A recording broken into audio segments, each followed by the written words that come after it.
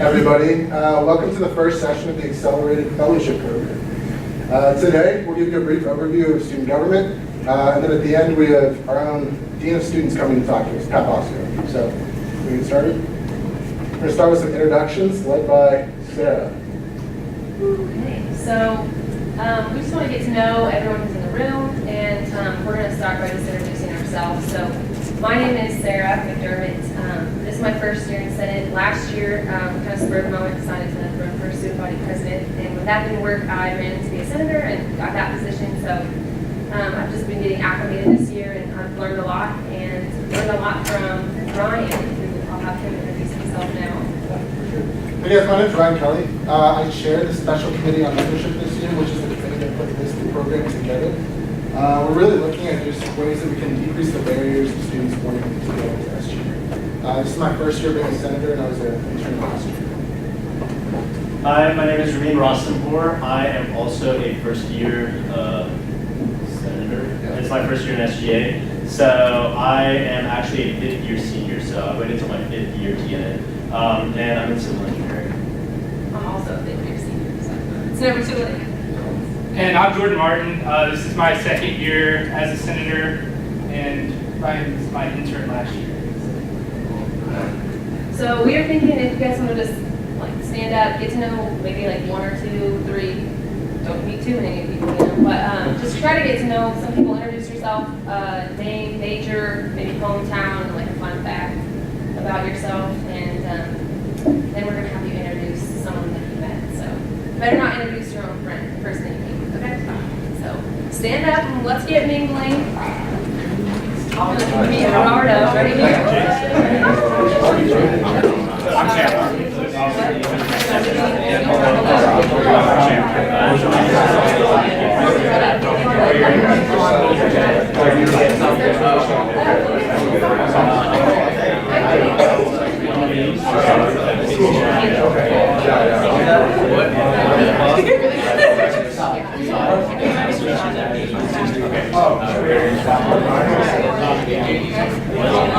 Wait. You say your explanation? That is the same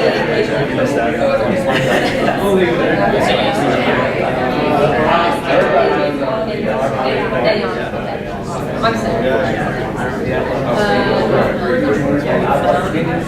We're both. They're cool guys.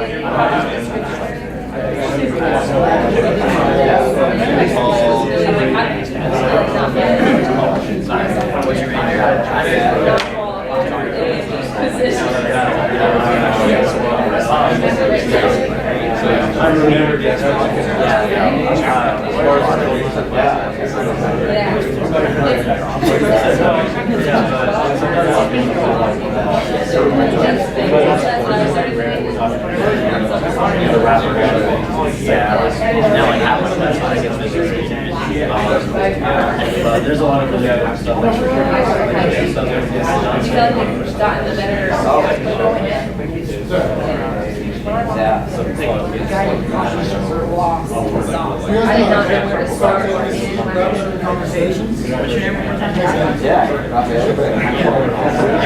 Yeah. Totally cool. Sorry, I always forget to start the meeting and then I've joined 3 meetings, so that's actually Does anyone have anyone they want to introduce? Yours? Okay. Here's a microphone. Oh, awesome. Okay. Hi, everyone. I actually got to meet Vedant from Mumbai, India. He's a freshman studying business, and I guess an interesting fact that he told me about himself is he's competed in national air pistol shooting contests. All right, anyone else? If you don't volunteer, I'm told that I'm supposed to grab people, so I'm going to be one of those today. No? Gerardo, why don't you introduce whoever you met? Okay, so this is Anna. She's majoring in geography. You're majoring in geography. Okay. So Ashton is majoring in geography. She came from the Illinois Institute of Technology, and I forgot. She's from Kansas City. Okay, Lennox. I'm from Lawrence, so anything on the other side of Lawrence is Kansas City. From Overland Park, Lennox, Kansas City, Missouri, and Kansas. Okay, let's do one more. Raphael. Oh, Raphael. Okay, you've been nominated. Even better. Here you go. All right, should I introduce myself? Yeah, go ahead. All right, I'm Rafael Garcia. I'm a junior in print journalism. I met Ethan. I don't think I heard your last name, but Rice. Ethan Rice from Mount Ridge, Kansas. Yep, and he's here because he really wants to learn about just how this entire process works, especially since he has a friend running for student body president. Cool. Snaps. Nice. All right, well, I'm going to hand it off to Ryan, who's going to get us started. All right, thank you guys for that. So next, we're going to have a little overview about what we're actually doing here, the Accelerated Fellowship Program. Hi, everyone. So, like I said earlier, my name is Ramin. I sit on the Special Committee for Membership. And this is what we came up with for sort of how to take down the barriers that keep people from running for Student Senate and getting involved in student government. So the purpose is to educate and enrich students of all demographics as to the function, procedures, and methods of involvement within SGA, as well as inevitably to more accurately represent the student body. So these are going to be sessions every Thursday for the next, I guess, this week and the following 3 Thursdays. They'll be 55 minutes long, and then after that, all the senators and people in SGA will go to Senate. And we really want you all to come with us if you can. So Senate starts at 7, it's downstairs, and we'll touch on that later. But it's a really great opportunity for you to learn about it and then go see it in action. So the Accelerated Fellowship Program, it's got this timeline. So like I said, there's the 4 sessions, they're every Thursday, and then the deadline for applications is actually the Friday after our last session. So applications are super easy. We'll go over that, what all it entails and what it means. But the whole goal of this is to get you to apply to run for student government. And then the curriculum, the students will be educated in the 4 sessions that I talked about. It'll take place every Thursday before Senate. And then we'll talk about influential topics in SGA. So we'll talk about all 3 branches. We'll talk about what it means to be involved. You'll have a lot of really great guest speakers. And then, like we said, our goal is to get you to run for SGA at the very end. All right, and I'm going to hand it back to Ryan. Thank you, guys. So for today, as we kind of touched on, we're really just going to look at a really high up overview of what Student Governing Association does. So we're going to kind of talk a little bit about the different branches, their functions, their powers, and their duties. So like I said, and like Ramin mentioned, in the subsequent sessions, we're really going to dive into the legislative, executive, and judicial, but today we're just going to give you a summary, I guess. So, K-State Student Governing Association. Here are our 3 branches. As you can tell, mirrors local, state, and federal governing structures. We have the legislative branch, that'll be our senators. I think we're all senators. Rajat in the back is on judicial branch. And then executive branch would be our student body president, vice president, chief of staff, and then all the directors. Just again, brief overview of kind of what we do. One of the biggest functions that we have is power of over $23 million, pretty big budget. We allocate to different student groups, maybe some of which you're a part of. It's a pretty cool opportunity. A lot of what we do too is affecting community policy. We pass a lot of resolutions and we do a lot of legislative action to influence state policies regarding tuition increases, fees increases, things like that. But then additionally, for issues such as DACA, we wrote a resolution and it passed Senate unanimously, and that's something that we took to DC to lobby our legislators in DC. So it's a pretty cool thing that we do. And then one of our biggest responsibilities, obviously, is serving our students. Just student advocacy is huge in Student Governing Association because our administration really understands the importance of students in decision-making processes, and we're really that voice. And then obviously, inevitably, to create positive change on campus. So we will start with the legislative branch. Jordan Martin. Awesome. So like I said earlier, I'm Jordan. I'm a senator, so that's why I'm in charge of the legislative branch. So the college caucus system, similar to like caucuses in the federal and state government, they're usually broken up into like Republicans and Democrats. For us, we're broken up into our different colleges. So like I'm a member of the College of Engineering caucus, and all of these caucuses are overseen by the Speaker Pro Tempore, who's kind of like the Vice President of Senate, if that makes sense. He's the second highest ranking. All of the senators represent their particular college. One of our biggest responsibilities is recommending a representative to the Tuition and Fees Strategies Committee. And if you haven't heard of the Tuition and Fees Strategies Committee, I was actually a part of that last year. It's a committee made up of one student from each college throughout K-State in Manhattan, as well as one student from K-State Polytechnic in Salina. And what we do is we make recommendations to President Myers about the different tuition rates, as well as all of the fees and surcharges that you pay for all of your different classes. So like the engineering surcharge was one of the like most hotly contested fees last year. And then we talk about particular issues in each college. And this year we've started to really focus on a few core issues going on. And that's diversity. What are the 3 that Tenai's doing? Diversity, advising, and I think it's just tuition and fees is the 3rd one. Yeah. Budget.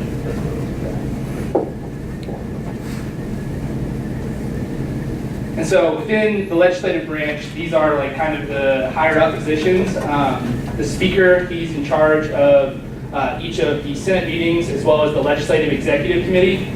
And that's Jonathan Pushin. The Speaker Pro Tempore, he's in charge of, like I said, the college caucuses, but also the Diversity Programming Committee, which is the committee that allocates funding for events such as Martin Luther King III speaking on campus today. They were the one that funded that event, as well as like Kareem Abdul-Jabbar, who's coming next month to speak at K-State. The secretary, Caitlin Dougherty, she is in charge of taking minutes for each meeting, as well as communication throughout legislative branch. The intern coordinators, they're in charge of the intern program. Those are Hannah Markle and Annie Jewell. The intern program is something designed for usually freshmen and sophomores, but this year we have a couple juniors as well that are part of it, to kind of get people's feet wet, similar to this program, but a little bit longer and a little bit kind of more structured, where you can come to all the Senate meetings and have like equal voice as a senator, only you just don't have voting rights.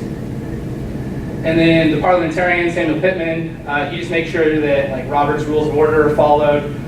Sometimes we can kind of get a little lax on that, but anytime that we have debate about different issues and things, it makes it a lot more smooth if people follow the rules and procedures. So a little bit about the intern program. This is kind of like the mission statement of it. It's to familiarize and prepare future senators in becoming active, responsible leaders and communicators. Through the intern program, students gain access to current and upcoming issues and can better meet the needs and questions by their constituents in the future. Interns receive all rights that student senators possess, except lack voting privileges. So any of you that are freshmen this year or even sophomores, and maybe at the end of this program you don't feel like you're quite ready to run for Senate, that's not a problem at all. You can apply to be an intern next fall as well. And then standing committees. So each week everybody meets at Senate on Thursdays, but then there are also committee times to talk about issues more in depth. So student engagement, they're in charge of reaching out to different student organizations and different students about how they can get involved in student government, as well as like how they can apply for funding and things like that. Governmental Relations Committee, they're in charge of reaching out to all the different governmental agencies, such as the state of Kansas. Each year we have a state higher education day where students throughout SGA and some that aren't even a part of SGA go to Topeka to lobby for different things that are important in that year. I had the privilege to do that last year. These next two have actually changed names. We used to have college allocations and university allocations, and those, they would fund things within a college or all university organizations, but now we've changed it to travel allocations and on-campus allocations. So travel allocations fund, like if any of your student organizations ever go to like a national conference or something like that to get leadership skills, you can apply for funding through student government so that you can travel to those different events and bring back information to campus. And then on-campus allocations are for events that are specifically on K-State's campus. Finally, the Privilege Fee Committee. I'm on that committee. It's in charge of the entire like $23 million privilege fee budget. So when you look at your tuition bill and you see privilege fee, that money goes to things like the union, the rec, Lafine, counseling services, lots of things like that, as well as the on-campus and travel allocations. They get their money through privilege fee.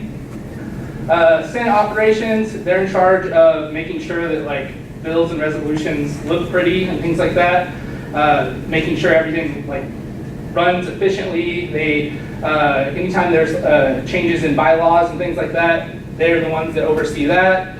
And also if a senator misses Senate 3 times, they get brought up for like eviction from Senate, and they're the ones that handle that as well. And then finally, the Special Committee on Membership. That's the committee that all of us are on, putting on this program. That's a special committee, which means that there was a piece of legislation written this year that made it come into existence. It actually existed last year as well. It might exist again next year. It kind of just depends on if we think that the goals of the committee have been completely reached after this year. Okay. I'll hand it off to Rajat for the judicial branch. Okay, so as Ryan mentioned earlier, I'm on the judicial branch. For some reason, not a lot of people are interested in the judicial branch, but because they think when you think of rules, it's not exciting. But in reality, it was most fun. So our current Attorney General is Haley Hanneman, and our judicial branch advisor is Andy Thompson. Feel free to reach out to them if you have other questions. The things I'm going to go over are pretty basic and only barely scratch the surface on what judicial branch really does. But again, we'll go more in depth as the program continues. So our focus is to foster growth and development of individual students throughout the encouragement of self-discipline, accountability, responsibility to the community. Most of you guys probably don't know what that means. And so let me go to the next one. So basically, you were probably wondering, what does the judicial board do here on campus? So again, you have a set of rules. That is the student code of conduct. And so basically any violation of the student code of conduct on campus, we are the disciplinary group for that. So that is what student review board is. Peter, if you want to raise your hand, Peter is not, he's the chair of student review board. He's also next year's attorney general. So any violation of the student review board goes to them. For example, an MIP on a football game, or someone like stealing something from the room. And we generally sanction not necessarily a punishment, but a disciplinary action. Sometimes it's a paper, sometimes we have recommended suspension to Dr. Boswell. Student Tribunal has the most relation within Senate. They have the power to, if someone complains about how a specific document is written, they will review that. Along with that, they are the elections appeals board. So if someone, as you go through the next few weeks, you'll see people are running for elections. If someone does something incorrectly, not following the rules, and they want to appeal the disciplinary action that our elections commissioner does, they come to us. And student tribunal is what I'm on. And the last one is parking citation. I know all of you would probably like to be on this board because you probably won't get parking tickets. So if you would like to see how you would like to see parking restructured in some way, I highly recommend looking into parking citation board. And so, unlike all other branches of our student government, we are actually appointed. And based on appointments, kind of go based on where you live. So, for example, I live off campus, and I'm not associated with a fraternity or sorority. So because of that, I am an off-campus at-large member. We have people who live on campus who are on our judicial board. We do have Greek members. This is what, if you got in trouble at a football game or something like that, this is who you would see. And then obviously our judicial advisor. The disciplinary action, like student review board, it might seem intimidating. Sometimes we have lawyers come in, but the most important thing about the branch is not about disciplining someone, it's about giving them the tools to move on and better themselves. And that's pretty much the basics of judicial work. So now I'm going to invite up Stephen, who's student success director. Support. And student support director. He has been involved with SGA for almost his entire college career and has a lot of cool things to talk about. Yeah, I was a freshman way back when. I was a freshman in fall of 2012, and I went to the activities fair, and I came across the student government table, and within a month I was a part of the student government intern program. So I can speak to the intern program. It does help train people up and become more familiar with student government. I know we've thrown a lot of information at you tonight. There's so much terminology on here, your head's spinning, mine is. So this information will be spread out a lot more over the next few sessions. So if you're not getting it tonight, don't worry about it. It took me probably about 3 years to get familiar with the legislative branch, and I spent 4 years in the legislative branch. But, so everyone's path to the executive branch is different. Some people head straight there, and some people take a long time through legislative or judicial branch. So what the executive branch does is our government here at K-State is based off of the checks and balances that are at our federal government level or our state government level. So our executive branch, if you want to go to the next slide, okay, its purpose is to serve students through the execution of projects and initiatives. Basically, all that means is if you think of the legislative branch, and legislative and executive are the two branches that I'm most familiar with. The legislative branch deals a lot with process. It's a year-long committee, it's a year-long budget, it reviews documents, things like that. The way I like to think about the executive branch is it does a lot with projects. So just thinking about what my position does right now, you figure out what you're passionate about, you figure out what your student body president, vice president is passionate about, and then you sort of figure out what you want to work on. So I think I went into a meeting yesterday and they said, here are your 4 priorities. Needs-based scholarships, DACA, establishing relationship with the K-State Foundation, and helping increase the knowledge of students of what student life services are available to help support students. So these different projects, they can be what you are interested in, and it could be something that you share with your student body president and vice president. And the way it functions is through the leadership of the student body president and vice president, the aid and facilitation of the chief and staff, and the delegation and the initiative of the entire cabinet. So the way that it's structured, very simply, is you have your president, you have your vice president, you have your chief of staff, which supports your president and vice president, and then you have the cabinet. The cabinet's quite a bunch of people underneath that. So this year, our student body president is Jack Ayers. Our vice president is Olivia Ballman, and our chief of staff is Jordan Keel. So if you want to go to the next slide. Basically, all these names are people who are on the cabinet. And if you see one of these titles up here that's particularly interesting to you, just let me know and I will go up and I'll talk a little bit more about it. And I'm sure that we'll talk some more when we talk about the executive branch in about three weeks. But basically, with cabinet, there are two different types of positions. There are positions that continue on from year to year, like different local, state, national governmental relations folks. Those are positions that are consistent by year. Sustainability director is consistent by year. Athletics liaison is consistent by year. But then there are some positions that are dynamic. And sometimes it's the student body president, vice president. When they're looking for applicants, they say, I am looking for this person to work on these projects. So my position is unique to this administration. They basically said, I want somebody to work on food pantry and needs-based scholarship initiatives. And I was like, totally, sign me up. But sometimes you might have an initiative that you're passionate about, or you might have an issue that you see that nobody's talking about on campus, and you might want to get that sort of support and be on cabinet. So what you would do is you would go in front of the president, vice president, you would say, hey, there's this need that's not being met in the community. I think that I would like to work on this project. I have this idea for it. And sometimes the student body president, vice president will say, yes, we'll give you that position. And even if they don't, they should connect you to the resources on campus to make that situation better. Because that is what we're here all about here at Student Government. We want to figure out what's going on with you, and we want to connect you to the resources that will make your experience here at K-State successful, but also help you make the experience more successful for others at K-State. So if you have any questions, feel free to ask. I don't know who we're passing it off to next. Does anyone have any questions over any of these positions or anything up until this point? Our next speaker will be our Dean of Students, Pat Bosco. Hi, gang. I'm going to change the tone a little bit if I could. We're being organized. Recording. Can I speak without the microphone? Yeah. Hi.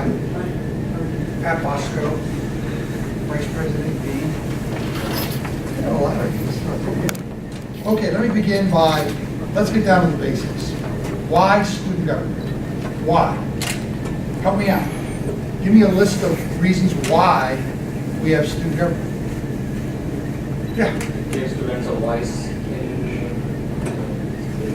university affairs. Give students a voice in university affairs. Okay, that's one reason, good reason. Others? Why? Change. Short positive change sometimes not. What else? What else? Focuses on the needs of the students and helping be successful at the university. Folks, it focuses on the needs of students, and it also, as you say, responds to the needs of the university. Okay. What else? Why? Enforce rules. Okay. Good. Add it to the list. Why else? Why? To develop leadership and communication skills. Develops leadership, communication skills. Good. Another reason why. Excellent. All good reasons. Give me some more. Allocates money to organizations and activities and programs that students feel are important. What else? Why? Connects students to the university administration, faculty, staff. What else? Why? Creates a structure for change. Students can say something and then that. Okay, it creates a structure that university administration can look toward for legitimate representation. Good. Why? Come on, there's more. You just heard about a tremendous operation. Offices and people, and we haven't talked about power and influence yet and the history of student government. But we've got to be able to define and not forget why. Why is this student government so critical to this school, You're consumers. You're consumers. Regardless of what brought you to the university, you are the reason why we're here. And the fact that we want legitimate representation, the fact that we want to hear the needs of our students, the fact that we want to allocate dollars, we want to enforce rules and regulations that students make, that it becomes student government. And that's what puts our university in a very special place. So I appreciate the fact that as we begin our discussions about the organizational structure and the people, that you own why we're willing to invest. Why we're willing to invest. And this student government is unlike any other student government in America. I look at student governments all over the United States, been doing it for almost 50 years at the small college, community college, major university level. There's no student government like this. Yeah, they have offices and they have branches of government, but it all gets down to the university passing the power onto a legitimate student government vehicle. That makes it very, very unique. Very unique. And the person in my position is the person that takes what the university president allows for us to adjudicate in student affairs and pass it on to student government. So we've got an enterprise here that for decades has provided student leadership in a very meaningful, structured way that has enormous responsibility. The time, the energy. You become administrators as well as representatives. The ownership that we have and that you inherit is extraordinary. So I appreciate the fact that you'll slow everything down and remember why we're doing what we do. For the benefits of students, for the benefit of leadership development. The fact that you are not here at K-State to become the best student senator, or the best student body president, or the best cabinet officer, or the best member of tribunal. You're here to become the best teacher, accountant, veterinarian, architect, engineer, citizen. That's what gives student government its added value. The fact that the kinds of things that I learned as a member of Student Senate, as a national leader in student government back when I was a freshman, sophomore, junior, senior, those skills and the strategies and techniques that I learned in the laboratory of student government are the same things I use as a 68-year-old vice president dean of your university. Exactly the same. And today, we learned from Martin Luther King Jr. the power of social obedience, or social disobedience. We learned the 4 steps that Martin Luther King shared with our students, faculty, staff back 50 years ago. In terms of action, number 1, what were the 4 steps in terms of social disobedience? Number 1, find out the facts. Do your homework. Do your homework. So part of the committee structure allows you to really understand the complexity of any kind of a problem. That when Stephen, or Ryan, or Olivia, or Sarah, or Tendai, or any of our student government officers, Jonathan, develop a problem, an issue, there are no simple solutions. They're all very complex, or we kind of go like this and solve the problem. So we've got to be able to, 1, Martin Luther King says to us, do your homework, study the problem. Number 2, he suggests we negotiate. We negotiate. That's where the committee structure comes in. We develop ownership. We develop an opportunity for people to roll up their sleeves and look at a specific problem in a way that is unique, because you bring all different kinds of needs and points of view. That's where diversity comes in. That's why we've got to make sure we are diverse, because the student body isn't all 18, 19, 20, 22-year-olds that come directly from high school with 0 hours of credit and enroll and never change a major. Think about the nature of our student body. Rural versus urban. The diversity of curriculums. The ACTs, the grades, like in Kansas alone, 306 different school districts and over 350 high schools.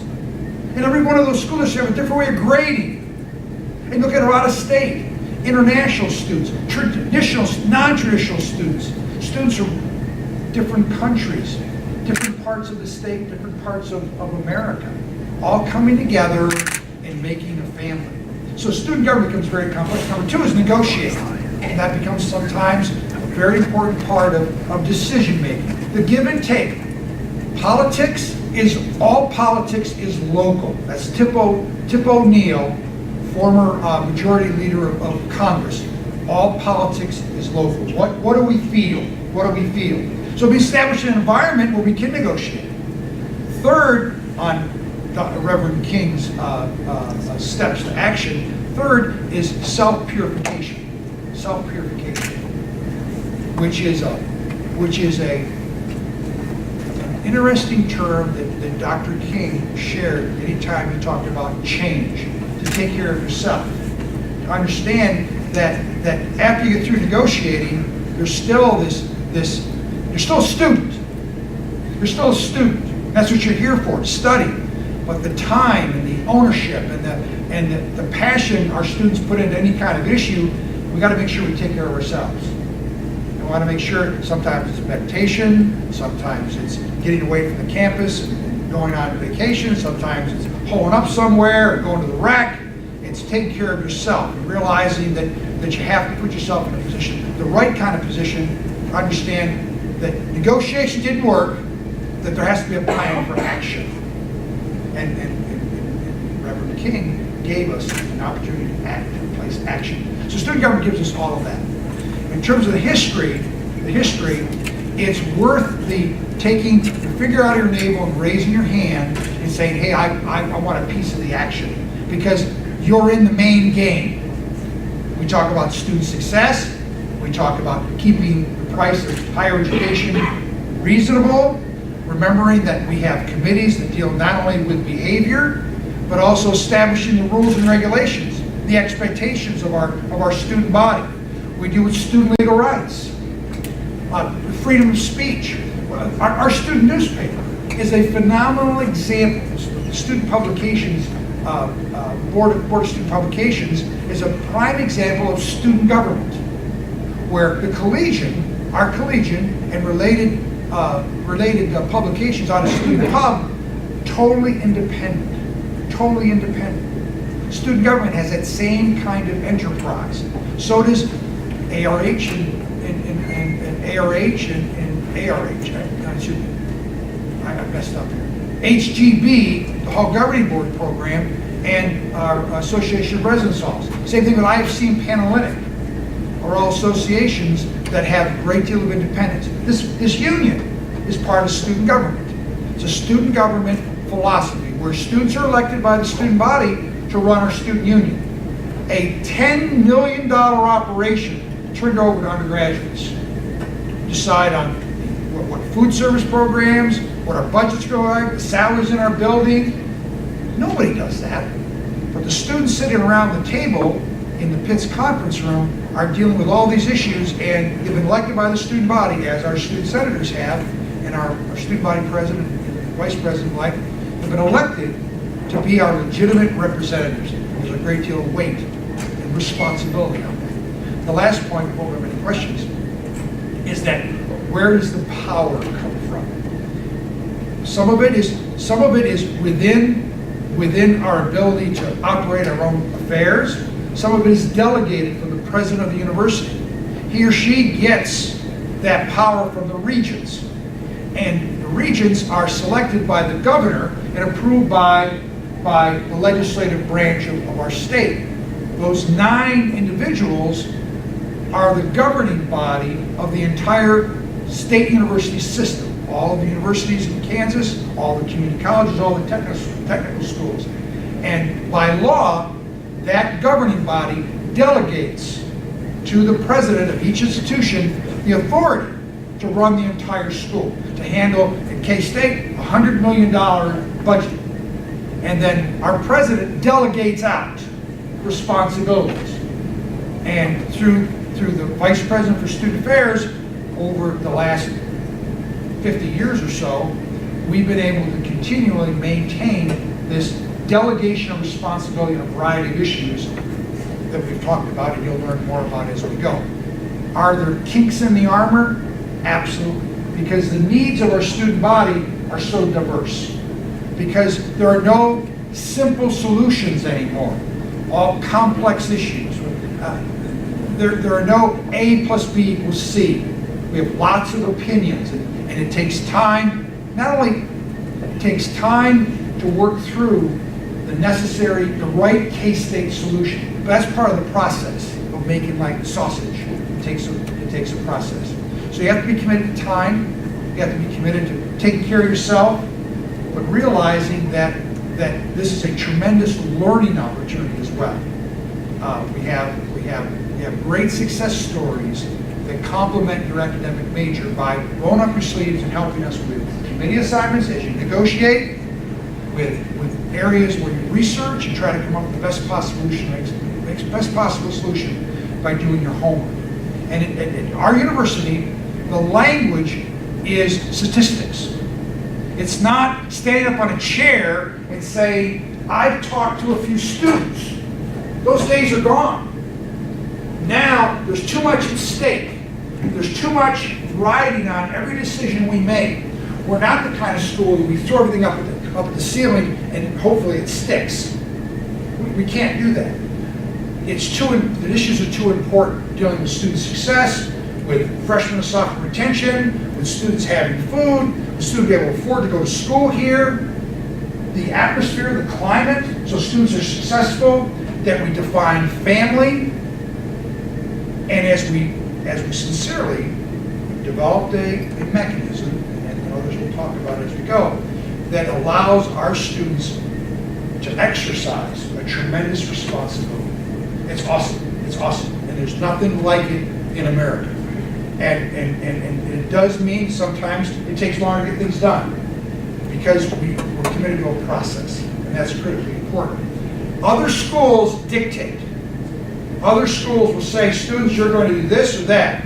I can tell you that I don't know of a university committee that doesn't have student representation. And I've been here now for 45 plus years in a chief student affairs role here at my alma mater. And I can tell you that I've been in meetings where there have been 8 or 9 suits and 1 student, and that student voice comes prepared, comes on time, does her homework, puts herself in a position where she has read the material better than anybody else in the room, and has the best idea and the best ability to help us move toward the best possible solution. So numbers game never works for me because it's the quality of the person sitting in the chair that's there that knows who they represent, and is willing to roll up their sleeves and work through the necessary process to make some things happen at our school. And as someone mentioned earlier, Stephen mentioned earlier, is the whole business of helping us get better as a school. To help us get better as a school from the bottom up. And anytime we go from the top down, we stumble. Because that's not our culture. Our culture is something that I inherited with my vice president, Dean Dr. Chester Peters. The recreation complex is named after him. He was my vice president, Dean, when I was a student leader here. And he always believed, solve a problem at the lowest level possible. People who deal with it every single day. And as you take that and own it, you find more times than not, that's the K-State culture. What do you think? How do we make sure your life is better? How do we make sure you have a chance to continue your education here? Rather than trying to solve problems for others that we don't know, we've got to go to the student or the individuals that are most effective, like anything to affect the change. That's my 2 cents. Is that what you're looking for? Oh, wait, right. Perfect. Any questions? Anything I can respond to? Anything that sounded odd or weird, or maybe you want to ask me about something that's happened at the university? Yes, please. Steve. What was your personal experience in student government? I started in a small community college in downtown Syracuse, and I was never involved in student government. My friend, I want to be careful. I had a chance to be around a group of men and women that were involved in student government. And the second semester of my freshman year at a small community college, I was given a chance to run for student senate. And that was my first opportunity. It was really a group of involved students who thought maybe I could add something. Because all of my friends had flunked out the first semester. I had no one left. All my friends had all flunked out. It was 1967 during the draft, and if you flunked out, you were going to go serve in the Army or you were going to go to military service. All my friends flunked out. I went to a whole different group, student government group, got elected student senate, and they needed someone, one of the committees, that Stephen worked out, one of the committees was to organize all the social events. It was the UPC of our small community college. I went crazy. I loved that. We had a budget, we had a group of students, we had I lived in Syracuse, New York, we had to go against other universities, and I loved the challenge of coming up with activities and programs that nobody else in the city would have. Well, the politics and student government, they needed someone to run for statewide office, to represent all the student government associations in the entire state of New York. There were 34 community colleges. And our student body president at the time thought, well, let me nominate Bosco because Jones over here, I don't like him, and Bosco will never get elected. And so they put me up as the candidate to run for president of the statewide student government of all the community colleges, 300,000 students. Well, I got elected. So it meant that I was involved now representing community colleges in the state of New York during the 60s, where civil rights, where Vietnam War, where someone like me that was a moderate had an awful lot of chance to have a voice with then Governor Rockefeller in the Senate, and then there was some statewide stuff, and so I got a chance to do some things my sophomore year at a small community college in upstate New York that no one had a chance to do at a very critical time.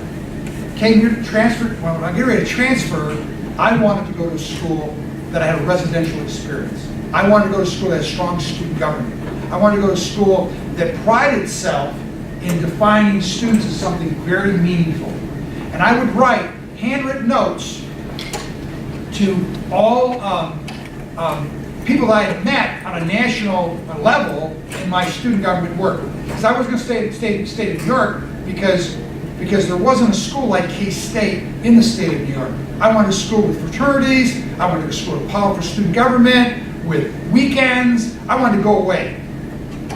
So I wrote to all the big schools, people that I had met, and I got impersonal notes back.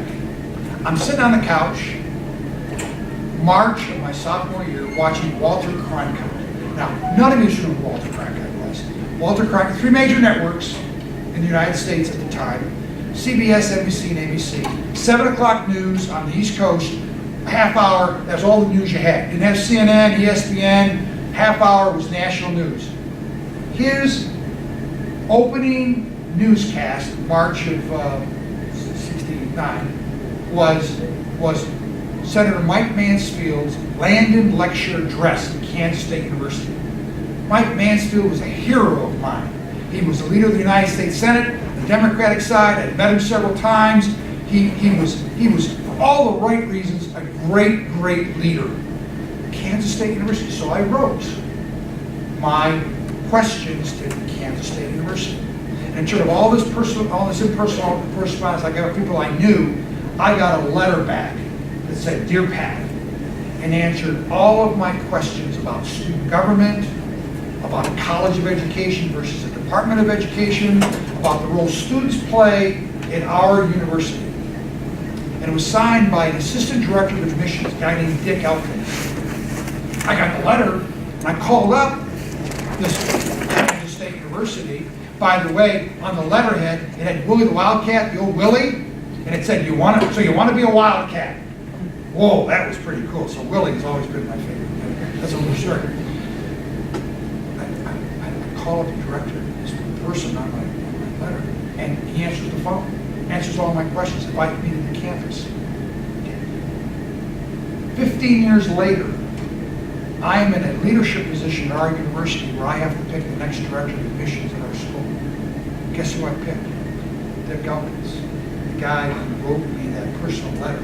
And if you've been recruited by K-State, that's the personal philosophy that we adopted way back when. Handwritten personal notes, the personal correspondence, everything that we do on a personalized level. So I came to K-State thinking I'd get involved in student government. And the first day, I'm a junior at K-State. My first plane ride was when I enrolled at K-State.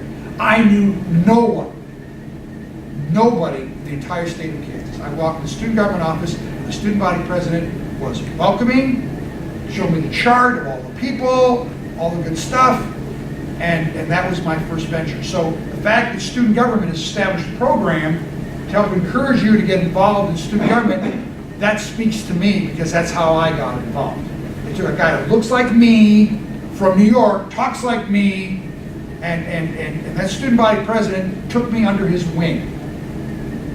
Now, it turned out that 2 weeks later was the first national lottery for the draft. And history, in 1969, the fall of 69, all men 26 and under, 18 to 26 and under, was put into a national lottery. And it determined whether, once you lost your college deferment, would you be drafted or not. So we all sat in front of our TV sets on a fall night, watching numbers being pulled out like lottery, like a bingo machine, and my number was 5, which meant that when I graduate, I'm going to be automatically be drafted, because 365 days in a year snowballs the chance that you're going to be drafted. But if you're 5, your birthday was 5, you're going to be drafted in any school board. His number was 1. The student body president was 1. So we had a lot in common, and we both joined ROTC that fall. So if we're going to go in, we're going to go in as officers, not as enlisted. So we bonded. Things worked out from there. 3 months later, I was elected by the student body, the highest vote total in school history. I was very fortunate to have a strong group of individuals, had the right kind of needs, the right kind of spot. Through the history, I had the highest vote total ever. And then the person who beat me 5 years later, about 5 years, was Bernard Franklin. Bernard beat me. He went as a write-in candidate. And he moved past. I had a primary and then the general election to win. But he won the first time around on a write-in ballot, where he decided to run the Sunday night before the Wednesday election with 6 candidates that were running a 3-month campaign. He decided to run the Sunday before the Wednesday as a write-in. So you get a chance to visit with Bernard. That's an extraordinary story. And Amy Button-Renz, president of the Alumni Association, she was one of the 6 candidates that he blew away and beat. So that was my experience. My first national issue was the Voter 18 movement. When I was president of the statewide association, we ran the Voter 18 movement in our state. That was my first political, it was my first commitment to social justice. I believe very strongly that 18, 19, 20-year-olds should vote. And at the time, that was a national issue. And I took it on, and we organized a statewide campaign in the state of New York and also nationally to get Congress to change the voting laws from 21 to 18. So I'm very discouraged by the last few presidential elections where the 18, 19, 20-year-old vote has been horrendous. It's very disappointing to me not to have our students registered. That's why financial aid continues to be cut. That's why liquor laws are the way they are. That's why financial aid is administered. That's why the cost of education is where it's at. That's where the 18, 19, 20-year-olds oftentimes are disenfranchised and minimized. That's part of student government, because you don't vote. And we work so hard to get the vote, and yet we don't exercise and organize ourselves to put a position to vote. And that's a huge disappointment for the futures. Anyway, that's the question. I'm going to go. Thank you so much. Good round of applause for Dr. Clark. So now we're going to have the opportunity to go to Student Senate. Student Senate meets at 7 p.m. in the Wildcat Chambers. Jordan Martin is going to lead us all down there. We have a seating arrangement kind of set up in the viewing area of Wildcat Chambers. We have a live stream ready to go so you guys can watch us in action.